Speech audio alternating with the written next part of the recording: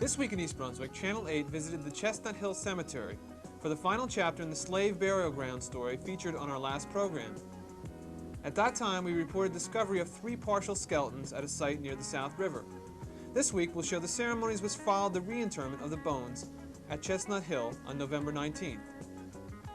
We'll also look at the Dynamites in action, one of the teams which represented the East Brunswick Soccer Club at a recent tournament. Later, Mary Tenascio will offer Christmas shopping tips for consumers, including advice on the Cabbage Patch doll craze. All this coming up on This Week in East Brunswick. A newly placed grave marker at the Chestnut Hill Cemetery reads, "In the memory of those individuals whose lives were spent in servitude to the Barclay family, 1700s to 1800s, dedicated November 19, 1983.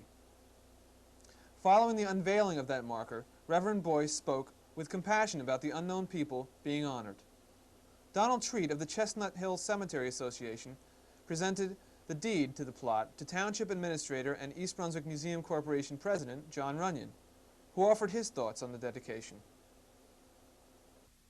My love for this community. I first want to talk about Rich Walling. I want to thank him for his leadership in this project, and I want to thank his associates who work with him. But I want to especially thank Rich.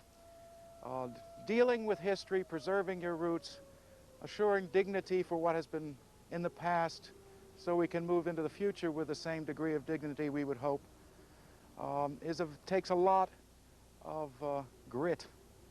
A lot of folks standing around watching, not really caring about a bunch of bones and an old mound, bulldoze it down, forget about it. All the rest of us are very, very busy going about the difficult things in our life that we think cause us so much trouble. And Rich and the fellows and the gals who work with him knew, though, that something else had to be done. It couldn't be allowed to be bulldozed or taken off as fill for someplace else.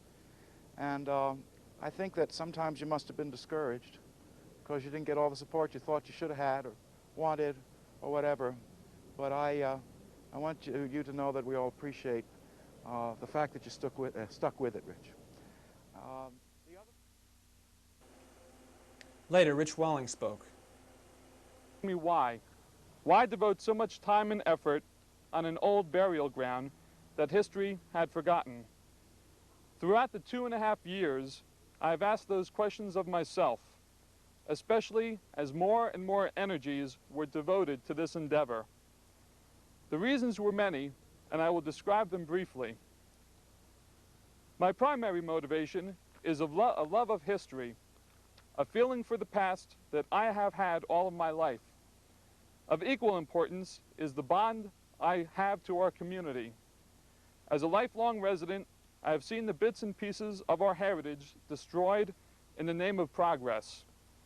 This has been my attempt to save a piece of that heritage. I might add that the twin loves of history and community were instilled in me by my parents, Jean and Don. Now for some East Brunswick sports action. On November 19th, 3 teams representing the East Brunswick Soccer Club played in the statewide tournament in Lincroft. The Dynamites, pictured here, faced Wall Township in the semifinals that morning. Both teams were scoreless well into the game, but the score stood at 2 apiece as the game went into double overtime. Unfortunately, Wall Township prevailed and went on to meet Hamilton in the finals.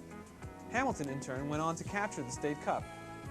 Interestingly, though, East Brunswick faced the state champs, Hamilton, last Saturday and beat them by a wide margin, 7-2. The East Brunswick Adams, also at the Lincroft tournament, were defeated by West End in a close game. And the Greenmen won their semifinal match against Wyckoff, but were defeated in the finals by another Hamilton team. Now let's join Mary Tenascio for Consumer Aware. Hello, and welcome once again to Consumer Aware. I'm Mary Tenascio, and today I'm here to talk to you about holiday shopping. Many of our consumers are running into difficulty regarding advertised items. That means you see an item advertised in the newspaper or in a store, and they do not have it. It's not on the shelf, and they don't know when they're going to get it. There are very specific laws in the state of New Jersey that govern advertising. Stores advertising sales must have on hand a sufficient quantity of all advertised items to meet the reasonable anticipated demand. That means, for instance, a store in East Brunswick that's going to advertise something must have on hand the anticipated amount to meet the demand of the area. That's number one. Number two is the laws regarding rain checks. Stores are no longer required by law to issue a rain check. However, if they choose to do rain checks and they have a store policy regarding rain checks, then they must redeem these rain checks in 60 days unless the consumer agrees to wait longer. Sometimes items are advertised by our large department stores, and the flyers that you receive in the mail have been made up prior to the advertised sale. Something happens in the shipping or the trucking end of it or the manufacturing end of it, and the store legitimately does not get this item in. This can happen. What we are concerned about is where a pattern is developing in stores that advertise things for the holidays, specials, and when you get to the store, they do not have it.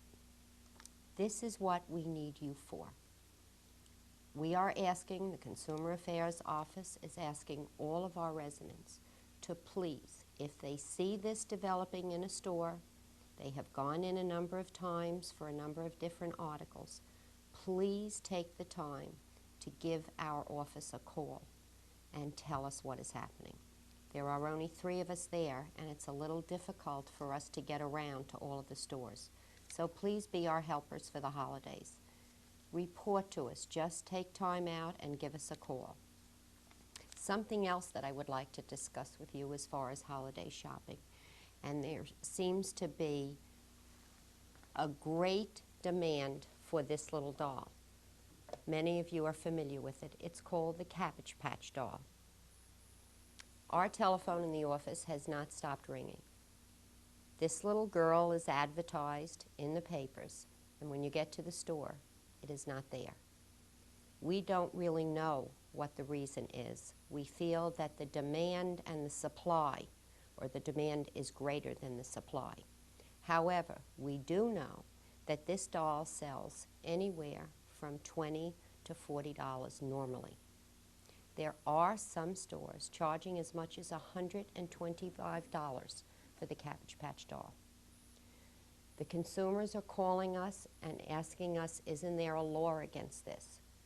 There is a law regarding a price that is price gouging, but what you have to remember, if this goes in to a court of law and we say it is an unconscionable price, and the judge turns around and finds people that are out there spending $125 for the doll, then what makes it unconscionable?